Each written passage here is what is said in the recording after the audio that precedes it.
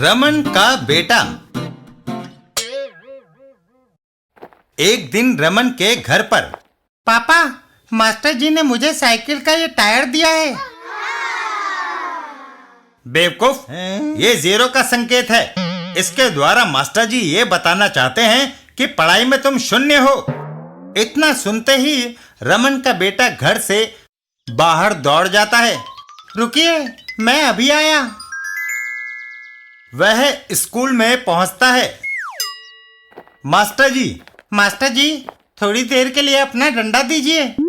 Master जी से डंडा लेकर वह वापस घर की ओर दौड़ लगाता है। घर पर, इसका मतलब है कि डंडे से तुम्हें सजा भी मिलती है। नहीं, इसका मतलब है कि क्लास में मुझे 10 में से 10 नंबर मिलते हैं।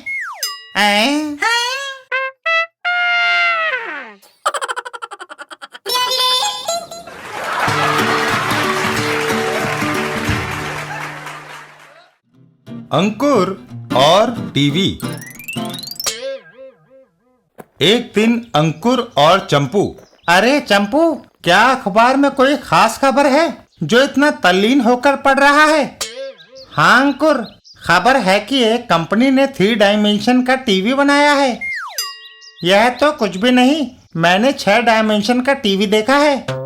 6 डायमेंशन का? कहाँ? मेरे घर चलो और देख लो।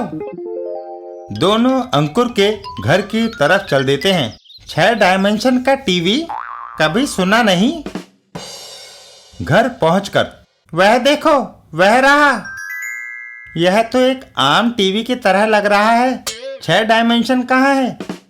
देखो, तुम्हारे सामने 1 डायमेंशन, दूसरा दाएं, तीसरा बाएं, चौथा पीछे, 5वां ऊपर और यह नीचे का 6ठा डायमेंशन।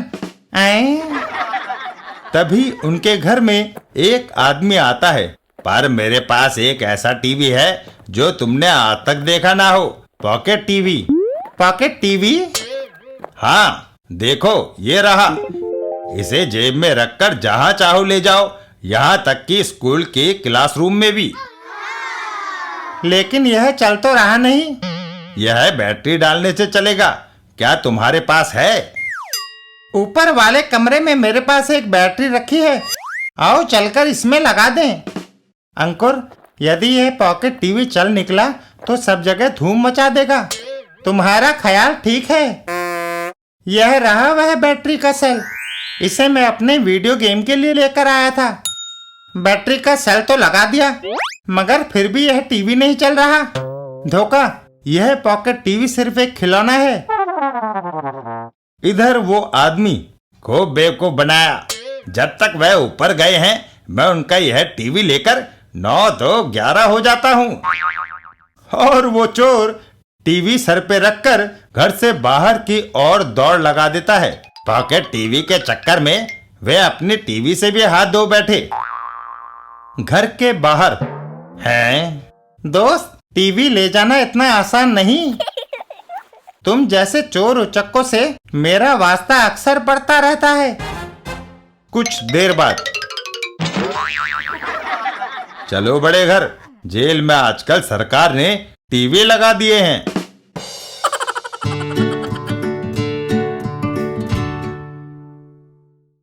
चाचा चौधरी और बृहस्पति ग्रह। कैप केनेडी अंतरिक्षयान केंद्र अमेरिका का एक उच्च अधिकारी चाचा चौधरी से मिलने आया। चाचा जी, हमें आपकी सख्त जरूरत है। कुछ दिन पहले हमने अपना एक रॉकेट अंतरिक्ष में भेजा था। जब वह रॉकेट अंतरिक्ष में घूम रहा था तो उसका यकायक पृथ्वी से संबंध टूट गया। उस रॉकेट का आज तक पता नहीं लग सका। हो सकता है कि उसमें कोई खराबी आ गई हो। नहीं, ऐसा नहीं हो सकता। हम कई परीक्षणों के बाद रॉकेट को छोड़ते हैं। तो इसमें मैं क्या कर सकता हूँ? चाचा जी, हमें आप जैसी सूझबूझ और तीक्ष्ण बुद्धि वाला आदमी चाहिए जो अंतरिक्ष से यात्रियों समेत हमारा रॉकेट वापस ला सके। हम आपको मालामाल कर देंगे। मुझे पैसों की नहीं, आपके फंसे हुए यात्रियों की ज्यादा चिंता है। धन्यवाद। कैप कैनेडी अंतरिक्षयान केंद्र। अच्छा भाई, अलविदा। इतना कहकर चाचा चौधरी रॉकेट की ओर बढ़ जाते हैं। चाचा चौधरी को लिए हुए पृथ्वी के वायुमंडल को छोड़ता हुआ रॉकेट अंतरिक्ष की ओर बढ़ा। अंतरिक्ष में बृहस्पति ग्रह से आए हुए दो भाई अपने यान में। पृथ्वी से एक और रॉकेट आया है, इसे भी बंदी बना लो। इधर यान के अंदर चाचा चौधरी एकाएक चौंक जाते हैं। ओह, लगता है मेरा रॉकेट किन्हीं अज्ञात किरणों की ताकत से जकड़ा गया है। कुछ देर के बाद, चलो तुम हमारे बंदी हो। ओह, यही है वे अमेरिकी अंतरिक्ष यात्री। पृथ्वी का एक और आदमी इधर मौत के मुंह में आ गया है। मैं तुम तीनों को एक साथ मौत के घाट उतार रहा हूँ। तुम्हें कुछ कहना है? हाँ, जब मरना ही है तो क्यों ना हंसते हंसते मरे। इसलिए एक लतीफा सुन लो। एक बार एक आदमी एक डॉक्टर से दवा लेने उसके क्लिनिक गया। डॉक्टर वहां नहीं था। उसने कंपाउंडर से पूछा तो जवाब मिला, डॉक्टर साहब खुद बीमार हैं, किसी दूसरे डॉक्टर से दवा लेने गए हैं क्योंकि उसकी फीस कम है। और कुछ ही देर में वो परग्रही हंसते हंसते मर जाता है। लो, वह हंसते हंसते ही मर गया। लगता है ये आदमी हास्य रस से अपरिचित था। ज्यादा हंसने से उसके दिमाग की नस फट गई और वह मर गया। तभी दूसरा भाई आ जाता है। तुमने मेरे भाई को मार डाला, अब मैं तुम्हें जिंदा नहीं छोड़ूंगा। पहले एक लतीफा सुन लो, तुम्हें यह पसंद आएगा। एक बार एक बच्चा अपने पिता से बोला, मुझे बाजा ला दो। पिता ने कहा, तुम सारा दिन बाजा बजा बजा कर मेरी नींद खराब कर दोगे। बच्चा मासूमियत से बोला, नहीं पापा, जब आप दोपहर को सो जाया करेंगे तभी मैं उसे बजाऊंगा।